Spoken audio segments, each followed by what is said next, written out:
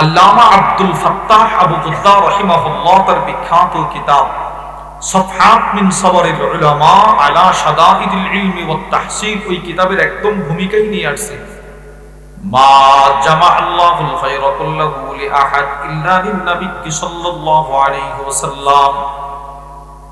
আকাশের যত শ্রেষ্ঠত্ব, জমিনের যত শ্রেষ্ঠত্ব, জান্নাতের যত শ্রেষ্ঠত্ব, হাসরের যত শ্রেষ্ঠত্ব, দুনিয়ার আগের যত শ্রেষ্ঠত্ব, দুনিয়ার পরের যত শ্রেষ্ঠত্ব, সব একসাথে আল্লাহ তাআলা পৃথিবীর কোন নবীকে দান করে নাই, দান করেছে শুধুই মাত্র আমার নবীকে। সুবহানাল্লাহ। তাহলে আমাদের নবী সর্ব, বলে না সবাই, আমাদের নবী সর্ব বুঝছেন। এক, এখন নবীজি যাদের ঘরের দরজার সামনে দাঁড়ায় যাদেরকে সতর্ক করতেছেন তারা 4 জন শ্রেষ্ঠ। তারা 4 জন কি? 1 নাম্বার নিজের মেয়ে হযরত ফাতেমা, বুখারীর বর্ণনা। হযরত আম্মা জান আয়েশা আস-সিদ্দিকা রাদিয়াল্লাহু তাআলা আনহা থেকে বর্ণিত, তিনি বলেন একদিন ফাতেমা রাদিয়াল্লাহু আনহা নবীজির দরবারে আসলেন। এমন ভাবে হেঁটে হেঁটে আসছে যেন ফাতেমার হাঁটাটা হুবহু নবীজির হাঁটা। সুবহানাল্লাহ। রাসূল যেভাবে হাঁটতেন তিনি ঠিক সেইভাবে হাঁটতেন। নবীজি যেভাবে হাঁটতেন না, ওনার মেয়ে ফাতেমা রাদিয়াল্লাহু আনহা ঠিক সেইভাবে হাঁটতেন, ওরা বাবার মতো হাঁটতেন। আল্লাহর নবীর কাছে এসে বসলো। আম্মা জান বলেন নবীজি ওনার মেয়ের সাথে গোপন একটা কথা বললেন। ফাআসাররা ইলাইহা হাদিসা, নবীজি একটা গোপন কথা হযরত ফাতেমার কানে কানে বললেন। সাথে সাথে হযরত ফাতেমা কান্না শুরু করে দিল। নবীজি যেন কি বলছে, ফাতেমা কাঁদতেছে। আম্মা জান আয়েশা বলেন এমন কাঁদতে লাগলো, এই পরিমাণ ক্রন্দন আমি ফাতেমাকে কখনো কাঁদতে দেখি নাই। নবীজি এমন কি বললো যে হযরত ফাতেমা কান্না শুরু করে দিল, এইরকম ক্রন্দন আমি আর কখনো দেখি নাই। কিছুক্ষণ ক্রন্দন করার পর নবীজি আবার ডাক দিলেন, ফাতেমা এদিকে আসো। আবার নবীজি কানে কানে একটা গোপন কথা বললেন, বুখারীর বর্ণনা। আম্মা জান আয়েশা বলেন এবার তাকায় দেখি হযরত ফাতেমা খিলখিল করে মুচকি হাসি দেওয়া শুরু করলো। সুবহানাল্লাহ। বলে হাসিটা এত সুন্দর ছিল, আম্মা জান বলে আমি জীবনে কখনো ফাতেমাকে এত সুন্দর করে হাসতে দেখি নাই। তাহলে কাঁদছেও খুব বেশি, হাসছেও খুব সুন্দর হাসি। আম্মা জান আয়েশা বলেন আল্লাহ রাসূলের মজমা শেষ হওয়ার পর আমি ফাতেমাকে প্রশ্ন করলাম, ফাতেমা নবীজি তোমাকে কি বলেছিল, তুমি যে কাঁদছিলা কি বলেছিল, পরবর্তীতে আবার যে হেসেছিলা আমাকে বলো একটু।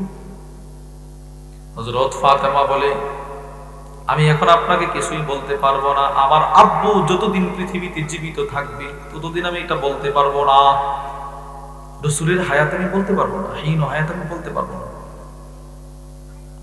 আম্মা জান আয়েশা সিদ্দিকা রাদিয়াল্লাহু আনহা বিষয়টা মনে রাখছেন।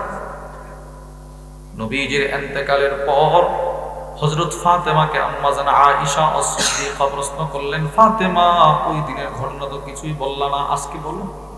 এখন তো নবীজি নাই। হযরত ফাতেমা বলে আম্মা জান নবীজি প্রথমে আমাকে ডেকে ডেকে গোপনে বলেছিল, হে আমার প্রিয় মেয়ে শোনো, তোমার আব্বার দুনিয়ার সফর প্রায় শেষ, আমি রাসূল দুনিয়া ছেড়ে চলে যাব। অচিরে হয়তো আমি আমার রবের সাথে সাক্ষাৎ করব, চলে যাব তোমাদেরকে ছেড়ে।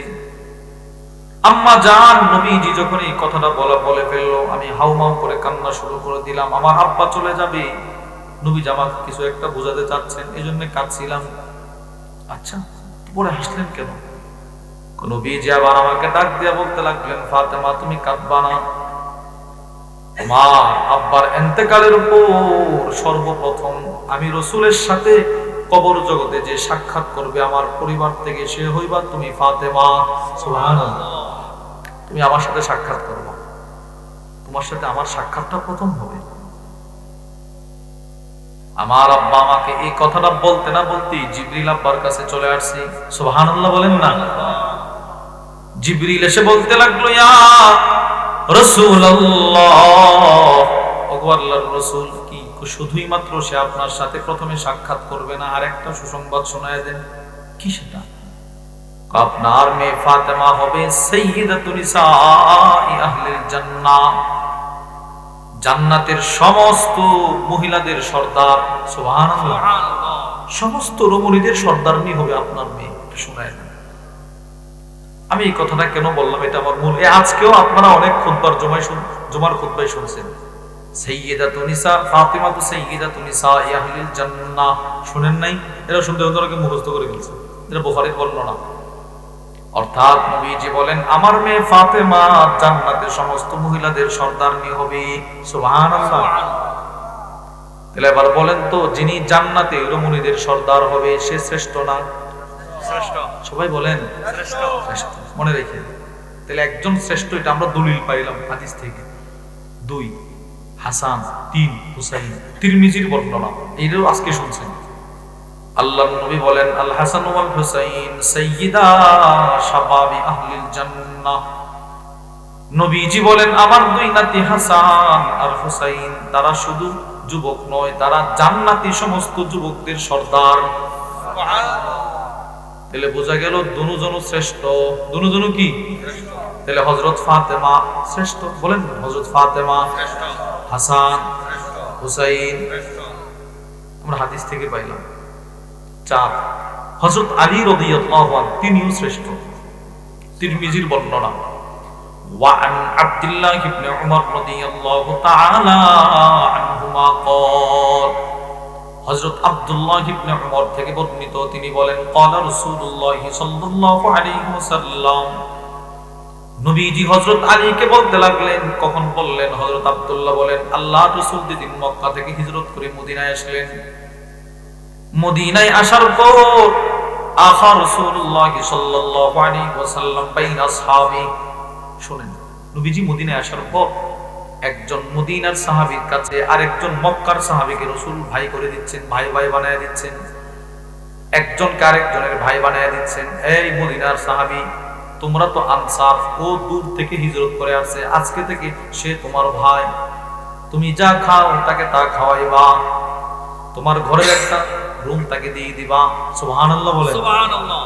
নবীজি একজন মদিনা সাহাবীর সাথে আরেকজন মক্কাওয়ালারে ভাই বানায় দিতেছে। বুখারীর বর্ণনা। হযরত আব্দুর রহমান ইবনে আউফ হিজরত করে মক্কা থেকে মদিনায় আসছে। ওয়া আন আনাস ইবনে মালিক রাদিয়াল্লাহু তাআলা আনহু قال হযরত আনাস ইবনে মালিক থেকে বর্ণিত, তিনি বলেন লাম্মা কদিমা আব্দুর রহমান ইবনে আউফ আল মদিনা, হযরত আব্দুর রহমান ইবনে আউফ যেদিন মক্কা থেকে মদিনায় আসলো, আখা রাসূলুল্লাহ সাল্লাল্লাহু আলাইহি ওয়াসাল্লাম বাইনাহু ওয়া বাইনা সাদ ইবনে রবি, নবীজির একজন সাহাবী ছিলেন সাদ ইবনে রবি। নবীজি বললেন সাদ তুমি মদিনার, আর আমার সাহাবী আব্দুর রহমান মক্কা, আজ থেকে সে তোমার ভাই, তুমি যা খাইবা তাকে তা খাওয়াইবা, তোমার একটু জায়গায় তারে ঘর থাকতে দিবা। সুবহানাল্লাহ বলেন। সুবহানাল্লাহ। বুখারীর বর্ণনায় আছে হযরত সাদ ইবনে রবি একটা দুধ দিয়া বাড়িতে গেল, পুরাটা সম্পদকে 2 ভাগে ভাগ করলো। পুরা সম্পদ 2 ভাগে ভাগ করছে, নিজের ঘরটারে 2 ভাগে ভাগ করলো, নিজের ব্যবসা প্রতিষ্ঠানকে 2 ভাগে ভাগ করলো। সবগুলোর অর্ধেক অর্ধেক মালিকানা নিয়ে নবীজির দরবারে এসে বলে ইয়া রাসূলুল্লাহ, আপনি তো আব্দুর রহমানকে আমার ভাই বানায় দিয়েছেন, আমার সবগুলো সম্পদকে অর্ধেক করে তার মালিকানায় দিয়ে দিলাম। সুবহানাল্লাহ। এই নবীজি একজন আরেকজনের ভাই বানায়, সাহাবারাও খুব স্বতঃস্ফূর্ত দিলে মেনে নিছে। তিরমিজির বর্ণনা, হযরত আব্দুল্লাহ ইবনে ওমর বলেন আল্লাহর নবী একজনের সাথে আরেকজনকে ভাই বানায় দেয়, কিন্তু হযরত আলী তার বিপরীত কোনো মদিনার সাহাবী নাই, বিবিল হয়ে গেছে, জোড়া জোড়া হয়ে গেছে, শেষ হযরত আলীর বিপরীত কেউ নাই। এবার নবীজি হযরত আলীকে কারোর সাথে ভাই বানায় দিলেন না। ফাদামাত আইনা, হযরত আলীর চোখ দিয়ে পানি বের হয়ে গেল, হায় হায় আমার বুঝি কেউ নাই মদিনায়, নবীজি আমারে কারোর সাথে ভাই বানায় দিল না। হযরত আলী বলেন ইয়া রাসূলুল্লাহ, ও আল্লাহর রাসূল, আখাইতা বাইনা আসহাবিক, আপনি সকলকে ভাই ভাই বানায় দিলেন, আমাকে কার সাথে বানায় দিবেন? আমার তো কারোর সাথে বানায় দিলেন না। নবীজি বলে আলী রে, তুই কাঁদিস না, আনতা আখি ফিদ দুনিয়া ওয়াল আখিরাহ, ও আলী দুনিয়াতে তোরে কারোর সাথে আমি ভাই বানায় দিতে পারি নাই, তোমাকে এটা তুমি মন খারাপ কইরো না, আমি রাসূল বলে দিলাম তুমি আমার ভাই দুনিয়াতেও, তুমি আমার ভাই জান্নাতেও। সুবহানাল্লাহ। তাহলে হযরত আলী নবীজির ভাই দুনিয়াতেও, হযরত আলী নবীর ভাই জান্নাতেও। সুবহানাল্লাহ বলেন। যেই লোকটা নবীজির ভাই, রাসূল যেই লোকটাকে ভাই বলে সম্বোধন করলেন দুনিয়াতে, আখিরাতে ওই লোকটা শ্রেষ্ঠ। বলেন ওই লোকটা কি? এবার মিলান।